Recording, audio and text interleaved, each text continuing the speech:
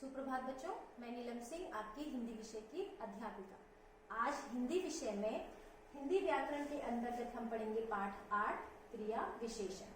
बच्चों, क्रिया विशेषण शुरू करने से पहले मैं आपको क्रिया के बारे में मैंने पढ़ाया था कि क्रिया किसे कहते हैं। किसी काम के करने या होने को हम क्रिया कहते हैं। ठीक है, तो जो क्रिया विशेषण है ये क्रिया से ही जुड़ा होता है। क्रिया जैसे खाना, पीना, उठना, बैठना, जागना, भागना, दौड़ना, खेलना, कूदना, ये सब क्या कहलाती है? क्रियाएं कहलाती हैं। अर्थात कोई काम हो रहा है या कर रहा है। ठीक है बच्चों, अब यहाँ चित्र देखो ध्यान से। चित्र में क्या हो रहा है? बच्चे दौड़ रहे हैं, भाग रहे हैं, खेल रहे हैं, कूद रहे हैं। ठीक है, तो अब यहाँ देखिए दौड़ने के भी कई तरीके, कोई तेज दौड़ता है, कोई धीरे दौड़ता है। ठीक है ना, तो इसी प्रकार से यहाँ इनसे हमें क्रियाओं का पता चलता है कि वो क्रियाएं कैसे हो रही हैं, क्रिया किस प्रकार से की जा रही है या किस प्रकार से हो रही है। जैसे कि आप लिख रहे हो, तो आप कैसे लिख रहे हो? आप जल्दी जल्दी लिख रहे हो, आप धीरे धीरे लिख रहे हो। ठीक है, तो ये सब क्या है? या आपके काम करने के तरीकों के बारे में पता चलता है। तो हम कह सकते हैं कि जो शब्द क्रिया की विशेषता बताते हैं उन्हें क्रिया विशेषण कहते हैं। आपको याद है ना बच्चे, संज्ञा की विशेष, जो शब्द संज्ञा या सर्वनाम के बारे में बताते हैं उसे विशेषण कहते हैं। इसी प्रकार से जो शब्द क्रिया की विशेषता बताते हैं उसे हम क्रिया विशेषण कहते हैं।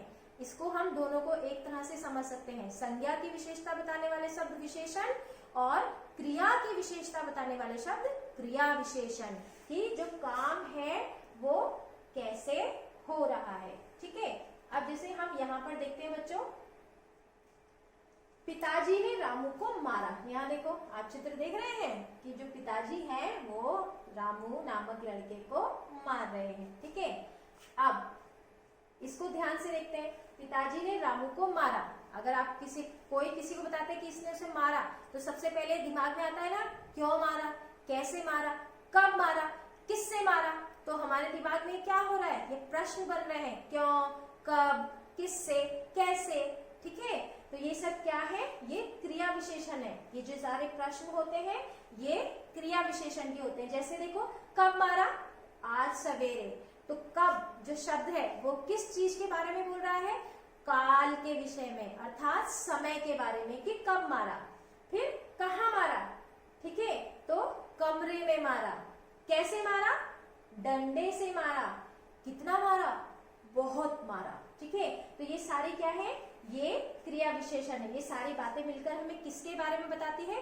क्रिया की विशेषता, अर्थात कि जो काम हुआ है वो कैसे हुआ है, किस ढंग से हुआ है। ठीक है, तो हम कह सकते हैं कि क्रिया विशेषण के 4 प्रकार होते हैं। बच्चों, क्रिया विशेषण के 4 प्रकार होते हैं। ठीक है, अब पहला देखते हैं, समयवाचक या कालवाचक क्रिया विशेषण। जैसे कि अभी हमने देखा था कि कब मारा, तो वो समय पूछ रहा है कि कब मारा।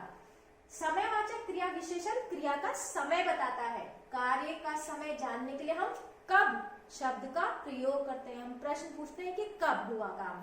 ठीक है, समय बताने वाली क्रिया विशेषण शब्द। अब देखिए, जो हमें समय बताते हैं वो क्रिया विशेषण शब्द है आज, कल, परसों, रोज, सवेरे, अभी, हमेशा। जैसे उदाहरण देख लो, मैं आज बीमार हूँ, तो समय बता रहा है कि मैं आज बीमार हूँ। कल तक तो मैं ठीक थी, आज बीमार हूँ। इसी तरह से वह कल आएगा, आज नहीं आ पाया मगर कल आएगा। तो इससे क्या पता चल रहा है? समय के बारे में पता चल रहा है। दूसरा है आपका स्थानवाचक क्रिया विशेषण। इसमें हमें स्थान के बारे में जानकारी मिलती है। स्थानवाचक क्रिया विशेषण होने का स्थान बताता है। ठीक है, और स्थान जानने के लिए हम कौन से शब्द का प्रयोग करते हैं? कहाँ। ठीक है, जैसे यहाँ, वहां, ऊपर, नीचे, बाहर, अंदर, पास, दूर। ठीक है, तो ये सारे शब्द क्या बताते हैं? हमें स्थानवाचक के बारे में जानकारी देते हैं। मेरी किताब यहाँ नहीं है, मेरी किताब यहाँ नहीं है, तो स्थान के बारे में बता रहे हैं कि भाई यहाँ पर नहीं है, दूसरी जगह पे होगी। पिताजी अंदर है, तो ये शब्द क्या बता रहे हैं? क्रिया विशेषण के बारे में बता रहे हैं। तीसरा है आपका रीतिवाचक क्रिया विशेषण। जो रीतिवाचक क्रिया विशेषण होता है बच्चों, वो कार्य करने के ढंग को बताता है कि जो कार्य हुआ है या कार्य हो रहा है वो किस ढंग से, किस प्रकार से हो रहा है। ठीक है, ये देखिए, रीतिवाचक क्रिया विशेषण क्रिया होने का ढंग या तरीका बताते हैं। इसको जानने के लिए हम कैसे शब्द का प्रयोग करते हैं, ठीक है। रीति बताने वाले क्रिया विशेषण शब्द है कैसे, तेज, अच्छा, धीरे धीरे। जैसे यहाँ पर देखिए चित्र किसका है, चीते का, तो चीता तेज दौड़ता है। चीता कैसा दौड़ता है, तेज दौड़ता है, ठीक है। इसी प्रकार से नीता अच्छा गाती है, तुम धीरे धीरे चलो, या हाथी धीरे धीरे चलता है। तो यहाँ पर ये क्या बता रहे हैं, उनके कार्य करने के ढंग को बता रहे हैं। चौथा है बच्चे आपका परिमाणवाचक क्रिया विशेषण, ठीक है। परिमाण का मतलब होता है मात्रा, परिणाम नहीं, परिमाण, ठीक है। परिमाण का मतलब होता है मात्रा। परिमाणवाचक क्रिया विशेषण क्रिया का परिमाण या क्रिया की मात्रा बताते हैं। इसके लिए प्रश्नवाचक शब्द है कितना, ठीक है। परिमाण बताने वाली क्रिया विशेषण शब्द है थोड़ा, बहुत, कम, ज्यादा, जरा, ठीक है। जैसे पिताजी ने उसे बहुत मारा, पिताजी ने उसको बहुत मारा, तो जो बहुत शब्द है वो क्या बता रहा है, क्रिया की विशेषता बता रहा है। वह लड़की जरा आगे गई, तो जरा जो शब्द है वो क्या है, क्रिया विशेषण। पंडित जी थोड़ा मुस्कुराए, तो पंडित जी है वो थोड़ा मुस्कुराए, तो थोड़ा शब्द क्या है, वेरी गुड, क्रिया विशेषण शब्द है। तो क्रिया का समय, स्थान, रीति तथा परिमाण बताने वाले शब्द क्रिया विशेषण कहलाते हैं। ये आपकी परिभाषा है।